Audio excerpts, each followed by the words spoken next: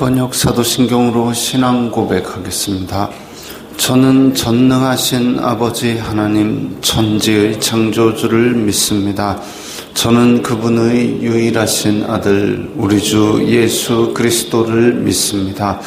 그분은 성령으로 잉태되어 동정녀 마리아에게서 나시고 본디오 빌라도에게 고난을 받아 십자가에 못 박혀 죽으시고 장사된 지 사흘 만에 죽은 자 가운데서 다시 살아나셨으며 하늘에 오르시어 전능하신 아버지 하나님 우편에 앉아 계시다가 거기로부터 살아있는 자와 죽은 자를 심판하러 오십니다. 저는 성령을 믿으며 거룩한 공교회와 성도의 교제와 죄를 용서받는 것과 몸의 부활과 영생을 믿습니다. 아멘. 거룩하신 하나님 아버지 감사합니다. 간밤에도 편히 쉬게 해주시고 새벽에 기도하는 자리에 불러주시니 감사합니다. 이 시간 저희들 마음 중심으로 주님을 경외하게 하여 주시옵소서. 예수님 이름으로 기도드리옵나이다. 아멘. 찬송가 452장입니다.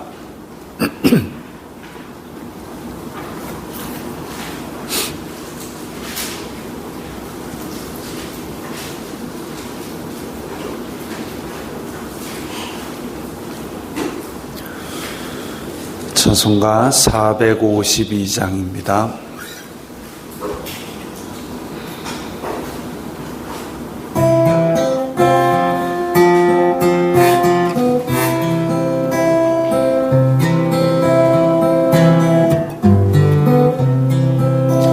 내 모든 소원 기도의 제목 예수님 닮기 원함이라. 예수님 형상 나 입기 위해 세상에 보았기 전에 예수님 닮기 내가 원하네. 날 구원하신 예수님을 내 마음속에 지금 고도사 주님의 형상 인치소서. 무한한 사랑 풍성한 긍휼 슬픈 자 위로하시는 주. 길 잃은 죄인 부르는 예수 그 형상 담게 하옵소서.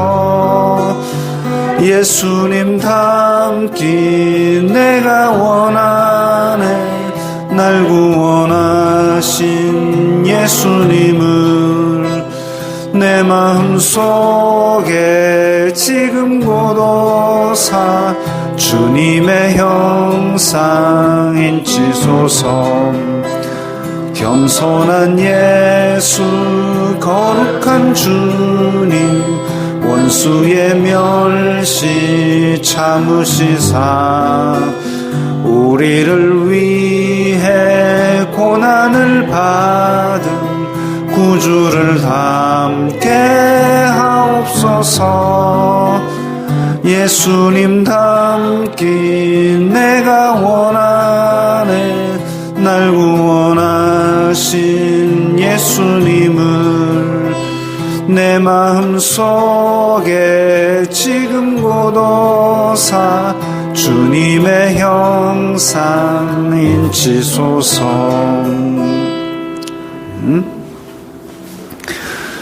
오늘 말씀은 창세기 11장입니다. 창세기 11장 1절부터 9절까지의 말씀입니다.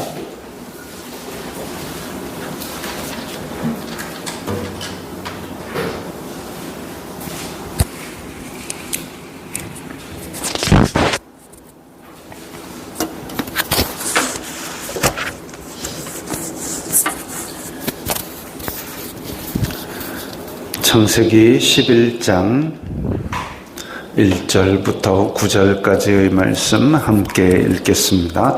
온 땅의 언어가 하나요 말이 하나였더라. 이에 그들이 동방으로 옮기다가 신할 평지를 만나 거기 거류하며 서로 말하되 자 벽돌을 만들어 견고히 굽자 하고 이에 벽돌로 돌을 대신하며 역청으로 진흙을 대신하고 또 말하되 자 성읍과 탑을 건설하여 그 탑 꼭대기를 하늘에 닿게 하여 우리 이름을 내고 온 지면에 흩어짐을 면하자 하였더니 여호와께서 사람들이 건설하는 그 성읍과 탑을 보려고 내려오셨더라. 여호와께서 이르시되 이 무리가 한 족속이요 언어도 하나이므로 이같이 시작하였으니 이후로는 그 하고자 하는 일을 막을 수 없으리로다. 자 우리가 내려가서 거기서 그들의 언어를 혼잡하게 하여 그들이 서로 알아듣지 못하게 하자 하시고 여호와께서 거기서 그들을 온 지면에 흩으셨으므로 그들이 그 도시를 건설하기를 그쳤더라.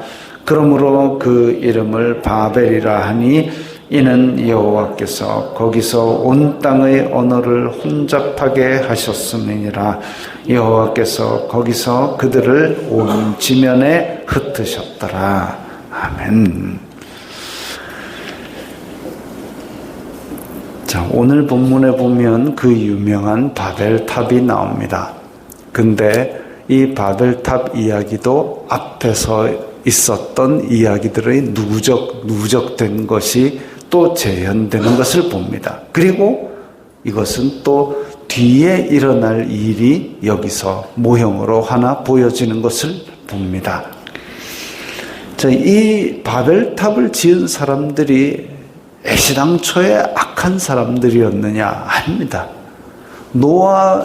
당대의 의인이었던 노아의 후손들입니다. 가인의 후손이 아니라 노아의 자손들입니다. 근데 그 중에서도 이제 함의 후손이지요. 어쨌든 당대의 의인이었고 노아의 자손임에도 불구하고 이 사람의 타락 이후에 본성이 썩어버렸기 때문에 조금이라도 한눈을 팔면 그 즉시 이렇게 또 하나님을 대적하고 하나님과의 반대 방향으로 달려가는 모습을 보게 됩니다. 그리고 가인의 전철을 밟지만 더 크고 더 깊은 죄를 더 단체로 짓는 모습을 보게 됩니다. 온 땅의 언어가 하나요 말이 하나고 이에 그들이 동방으로 옮기다가 신할 평지를 만나 거기 거류하며 이 신할 평지가 이 죄악의 힌트입니다. 신할 평지는 어디냐 하면 이제 바벨론 땅입니다. 티그리스 유프라테스 강이 같이 흐르고 있는 비옥한 땅이죠. 메소포타미아 지역의 문명 발상지이기도 합니다. 예로부터 고대 문명의 발상지는 물이 있고 경작하기에 좋은 땅이고 그래서 이집트 나일강 유역 그 다음에 인도의 겐지스강 그리고 이 티그리스 유프라테스 강 이렇게 강을 끼고 사람들이 정착을 하고 사람들이 많이 모이고 경제가 활성화되고 거기서 문화가 발달한 것이죠.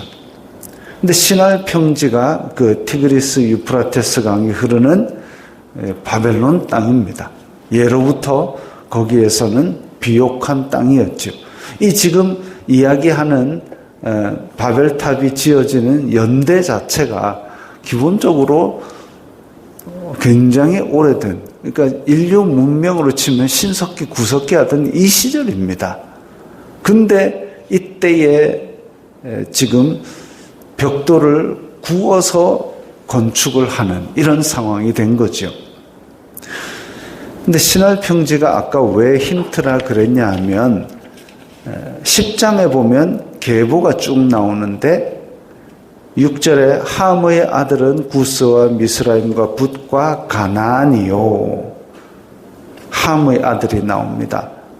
그리고 가나안의 아버지이기도 하지요. 그리고 구스의 아들 어쩌고 저쩌고 하다가 구스가 또 니므롯을 낳았으니 그는 세상의 첫 용사라. 세상의 첫 용사다라는 것은 라멕처럼 강함으로써 사람들을 제압하고 다닌 사람입니다. 함의 아들 가나안. 함은 아버지 노아의 수치를 드러내어서 조롱거리를 삼으려다가 저주를 받았죠.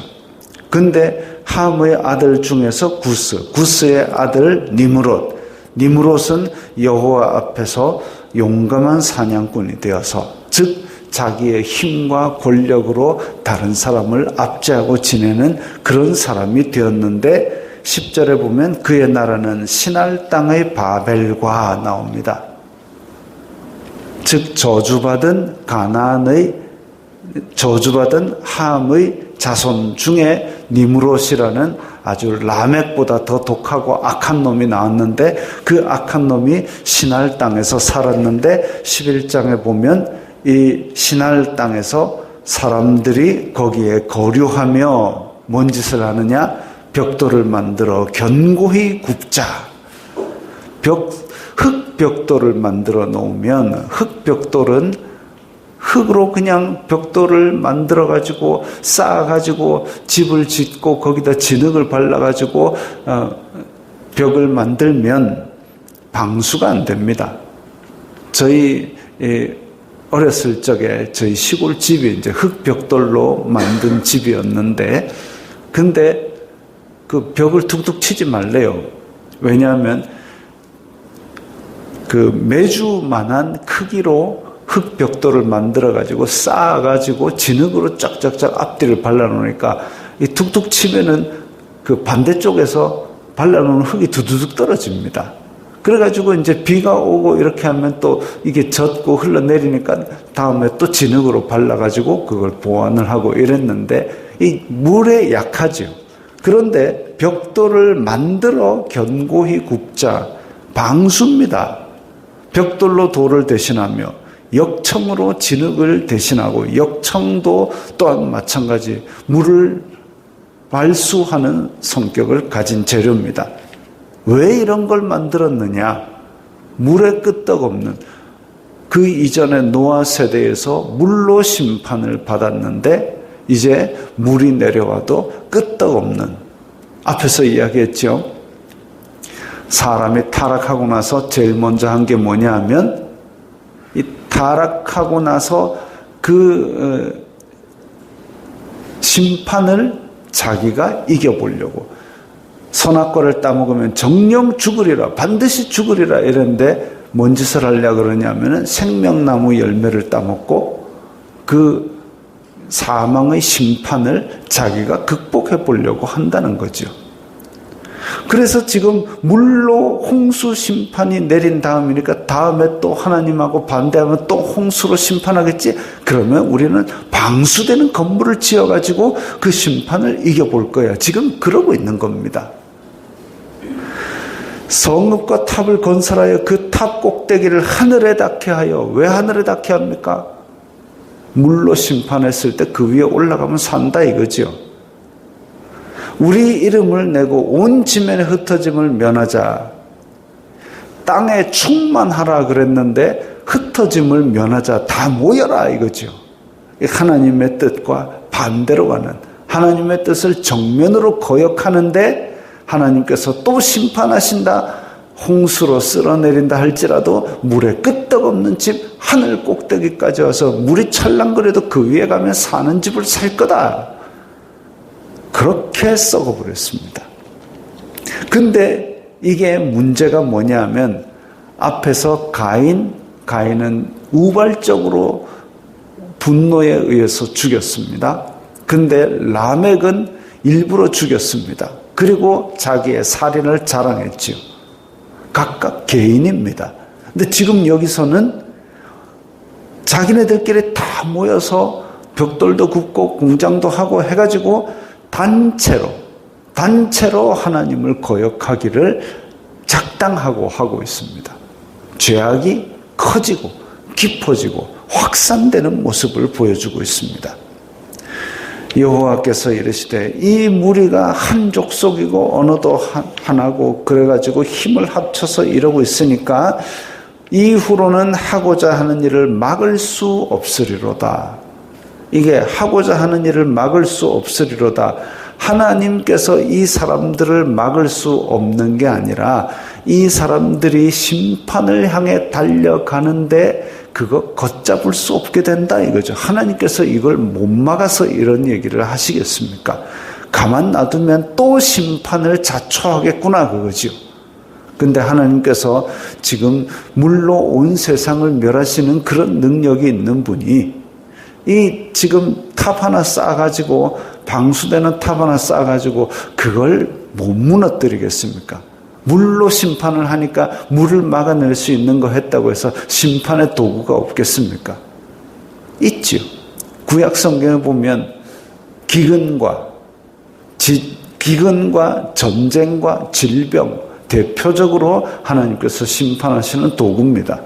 그리고 홍수는 하나님께서 무지개를 보여주시면서 다시는 물로 땅을 심판하지 않을 것이다 했는데 근데 이 죄악된 인간들은 하나님을 거부하기 위해서 홍수를 이겨낼 방법으로 이렇게 반항을 하고 있는 거죠. 물로 심판 안 한다는데 물에 대한 대비를 하고 앉았습니다. 이 사악한 지혜, 이거 가만 놔두면 또 심판을 자초하겠구나. 하나님께서 그래서 그 일을 막을 수 없으리로다. 그 말이 그거죠. 또 얘네들 심판을 자초하겠구나. 근데 하나님께서 물로 한번 심판하신 것도 하나님 마음에는 큰 아픔이었는데 또 전체를 심판을 세상 끝날도 아닌데 또 심판하고 또 심판하고 계속 심판하고 이렇게 하시겠습니까? 그거 아니지요. 그래서 하나님께서 그들의 언어를 혼잡하게 하자 하고 자 근데 7절에 보면 자 우리가 내려가서 복수형으로 나옵니다. 이 복수형으로 나온 것이 앞에 언제 나오냐면 우리가 우리의 형상을 따라 하나님께서 사람을 만드실 때 이렇게 복수형으로 나와서 이 일이 굉장히 중요한 일인 것을 한번 강조했습니다. 그만큼 지금 사악한 인간들이 단체로 하나님께 반항하는 것이 하나님 앞에 중요한 사건으로 비춰지고 있는 거죠. 좋은 일이면 얼마나 좋겠습니까? 근데 안 좋은 일로 이렇게 우리가 내려가서라고 중대한 일이 벌어지니까 참 안타까운 노릇입니다. 그래서 언어를 혼잡하게 하여 알아듣지 못하게 하자 해가지고 이 계획이 뿔뿔이 흩어짐으로 말미암아 계획이 실패하게 됩니다. 단지 말이 안 통하는 것만으로도 이렇게 엉망진창이 되어버리는 그런 연약한 인간의 존재를 볼 수 있죠. 여호와께서 거기서 그들을 온 지면에 흩으셨으므로 도시 건설하기를 그쳤더라. 애시당초에 이 인간들이 가진 의도 자체가 사악하니까 서로 말이 안 통한 걸 배려하고 포용하고 그렇게 공동체를 이루는 것, 그거는 하나님의 영역이거든요. 서로 다른 것도 이해하고 포용하는 것, 그게 안 되는 겁니다. 말 안 통해? 그러면 떨어져. 꺼져라. 해가지고 그 도시 자체가 더 이상 이루어지지 못한 거지요. 여기서 아까도 우리가 앞에서 있었던 것, 그것이 더 확장되는 죄악을 보았다 그랬는데 이제 이것이 또한 뒤에 일어난 일의 하나의 모형인 걸 볼 수 있다 그랬습니다. 이게 뭐냐 하면 예루살렘 교회에 일어난 일의 어떤 기초적인 모습을 봅니다. 예루살렘 교회가 어땠습니까? 처음에는 은사와 은혜가 충만했습니다. 그런데 이 사람들이 여기에 모여서 여기가 좋사오니 하고 거기서 먹고 자고 마시고 모여 있으니까, 아니 예수님께서 올라가시면서 너희는 성령이 임하시면 너희가 권능을 받고 예루살렘과 사마리아 온 유대 땅끝 다 가서 복음을 전해라 이랬는데 예루살렘에 꽁꽁 들어앉아가지고 주여 여기가 좋사오니 이러고 앉았는 겁니다. 여기가 좋사오니 소리가 어디서 있었냐면 가이사랴 빌립보에서, 변화산에서 예수님이 쫙 변화하는 걸 모습을 보더니 베드로가 주여 여기가 좋사오니 여기서 초막 짓고 살래요? 아니다, 산 밑으로 내려가자. 예루살렘 교회에서 은사 받고 지금 능력 받고 으쌰으쌰 여기가 좋사오니, 아니다, 땅끝까지 이르러 복음을 전하러 나가야 되는데 여기가 좋사오니 다 같이 집 팔아가지고 거기서 먹고 자고 마시고, 이거 아니다. 그래서 이들을 어떻게 흩으셨느냐, 예루살렘에 큰 박해가 있어가지고 성도들이 뿔뿔이 도망갔습니다. 그 결과로 결국은 땅끝까지 이르러 복음을 전하게 되지요. 그것처럼 여기서도 하나님께서 그들을 알아듣지 못하게 하고 흩으셨더니 그 도시 건설하기를 그치고 죄악으로 심판을 면해 보겠다고 악한 꾀를 내었던 그 공동체가 다 깨어지고 다 흩어지고 하나님의 명령대로 이제 땅에 충만한 그 일을 찾아서 다 흩어지게 됩니다. 말이 안 통한다고 서로 뿔뿔이 흩어졌는데 결국은 하나님의 뜻이 이루어지는 거죠. 근데 반대로 하자면 우리 교회에 나아갈 바가 보입니다. 말이 안 통해도 아이고 저런 거하고 같이 지내야 되나 싶은 그런 답답한 상황이 오더라도 이해하고 용납하고 포용하고 해가지고 이 공동체 안에서 서로 이해를 하고 그렇게 지내는 것이, 그게 우리가 죄악된 본성을 대항해서 싸워나가는 방법이죠. 교회 안에 내가 또 하나가 딱 더 있어도 둘이가 의견이 달라질 겁니다. 그럼에도 불구하고가 아니죠. 내가 둘이 있어도 의견이 다를 텐데 생판 다른 사람들이 모였는데 의견이 안 다를 수가 어찌 있겠습니까? 그럴 때에 소통하다가 오해도 생길 수 있고, 아무 말도 안 하면 오해도 없어요. 서로 아무 말도 안 하고 예배만 드리고 딱 집에 가면은 갈등도 없어요. 그러나 그거 아니죠. 오해가 생기고 갈등이 있지만 그 가운데서 서로 포용하고 용납하는 것이, 그게 죄악된 본성과 싸우는 방법입니다. 예수님께서 이런 답답한 우리를 용납하셨구나라고 서로 용납할 때에 그게 교회의 모습이 되는 것이고, 그게 죄악된 모습과 싸우는 모습이 되는 것이고, 그래서 모였을 때는 서로 용납하는 공동체가 되고 흩어져서는 땅끝까지 복음을 전하는 공동체가 되고, 이게 우리가 지향해야 될 바이지요. 바벨탑은 이와 같이 여러 가지 상징으로 쌓여 있는 그런 이야기입니다. 그리고 우리의 마음속에 또한 죄악된 본성 때문에 하나님과 반대되는 이 바벨탑을 쌓으려 할 수가 있습니다. 그것도 경계해야 될 우리 마음, 죽순처럼 우리 마음속에 바벨탑을 쑥쑥 자라게 만들려 할 때 그 경계하지 않으면 우리가 어느덧 죄악 한가운데 있는 것을 보게 됩니다. 그것도 경계하고, 오직 하나님의 모습대로 창조받은 인간이 그 창조받은 선한 본성을 지키기 위해서 애쓰는 것, 그것이 우리가 이 땅에서 세상 끝날까지 해야 될 일인 줄 믿습니다. 기도하겠습니다. 거룩하신 아버지 하나님, 감사합니다.